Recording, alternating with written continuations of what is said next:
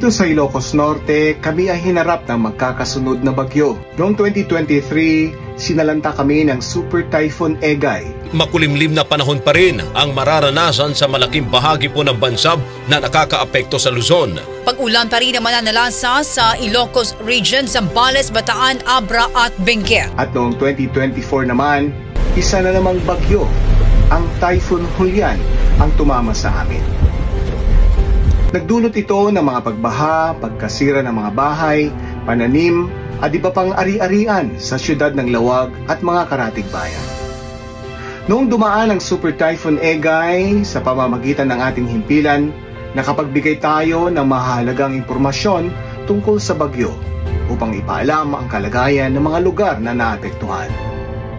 Sa tulong ng Uplantabang Relief Operations ng RMN Foundation, kasama ang iba pang mga partners, agad tayong tumugon at nakipag-ugnayan sa mga lokal na pamahalaan at mga barangay upang magbigay ng tulong.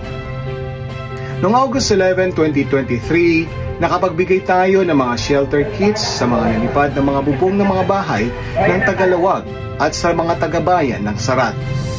Nagbigay tayo ng galvanized iron, mga pako, kahoy at mga health kits mula sa ating mga partners.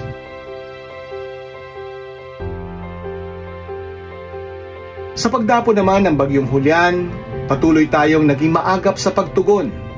Muling nakipag-ugnayan tayo sa mga kinaukulan at nagbigay ng ayuda sa pamamagitan ng Uplantabang Relief Operations ng RMN Foundation. Katuwang ang ating mga partners.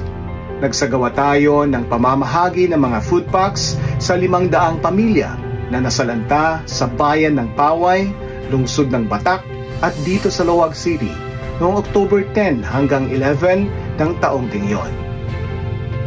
Ang pagkakaisa at bayanihan ay pagpapakita ng malasakit at pagkakaisa at bilang papel ng radyo ay isang mahalagang kasangkapan sa pagbibigay impormasyon at gabay sa mga apektadong komunidad, lalo na sa panahon ng kalamidad.